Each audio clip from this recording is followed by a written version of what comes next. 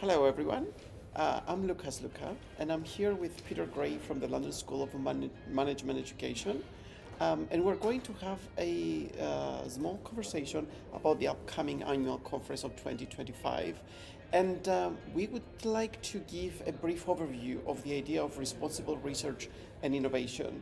Thank you, Peter, for being with us. You're welcome. And would you like to start and talk a bit about what is responsible research and innovation? Okay, so responsible research and innovation is a concept that started coming up in European Union, European Commission discussions around about 2011, 2012.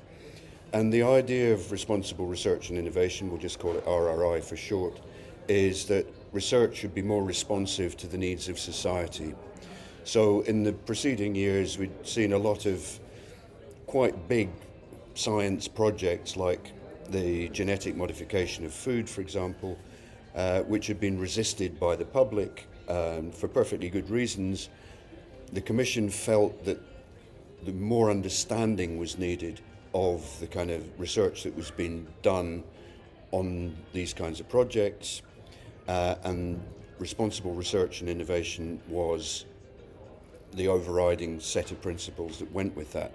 I think there were other things going on as well. They're pillars for responsible research and innovation. So-called pillars included things like gender and open access, better research ethics, and so on. But essentially it was about how science and society interacted.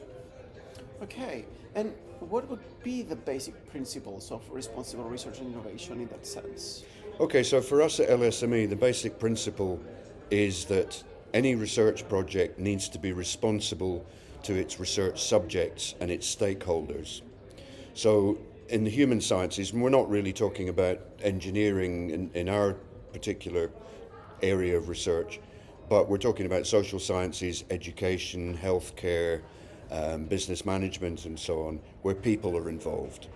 And so research on people needs to be responsible to people. So when you're planning a research project, you need to work with your subjects and say, okay, this is why we're doing the research, this is what's going to come out of it, this is what we're going to do with it afterwards.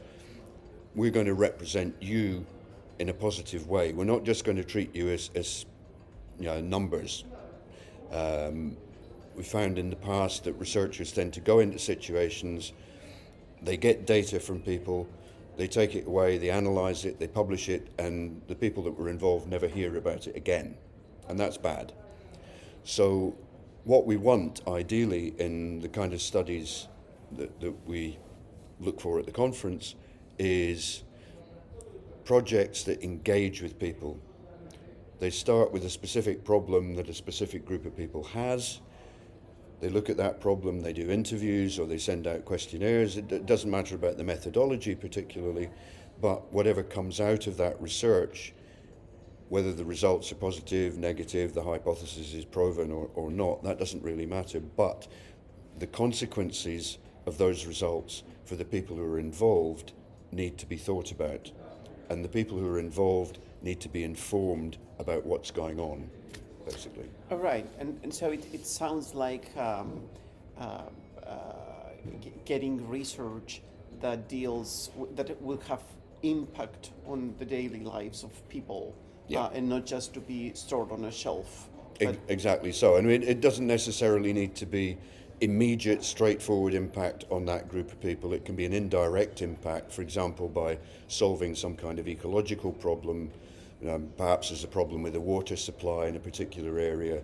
That's a technical thing, but it still has impact on the people who use that water and perhaps on the people where that water supply is coming from, like farms in remote areas. So looking at the consequences across the ecosystem, and I don't mean just the natural ecosystem, but the human ecosystem in that particular area, in that particular research field, is important. Okay, and why is the London School of Management Education promoting? It's because we're heading towards becoming a university. So we've acquired degree awarding powers, but we also have to have a research culture. And we feel that having a conventional research culture that essentially benefits from publication numbers, citation indices and so on. That's not the way forward. Research is changing, and all the big research funding bodies are increasingly looking at the impact of your research when they award funding. They're not just interested in the academic papers that you're going to get out of it, but they want to see real effects on people and on society, and really positive effects. So we feel that we can be a pioneer in that. We've stuck with the RRI concept since 2015. We've promoted it heavily. We've had some really good papers at our conferences, and there's a recent one, for example, on garment workers in Bangladesh whose working conditions are terrible, living conditions are terrible. And it requires researchers to go into these situations and report in a serious way with serious indicators on what's going on there. That brings it to public attention. It's not just a matter for journalists, it's a matter for research. And so if things like that can be brought into the public domain, and those researchers can work with the garment workers to better their conditions and to better the conditions of other garment workers, that's the kind of thing we're looking for. So we want to see a before and after, as well as a during for research projects. What goes on before, engaging with the participants. What goes on during, serious, responsible research with good ethics, thinking about gender, things like that.